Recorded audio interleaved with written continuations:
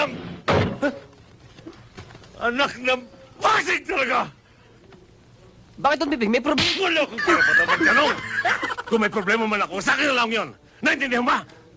Opo, Don Piping. Wala akong sabi karapatang tanong o sumagot! Nagkakaintindihan ba tayo?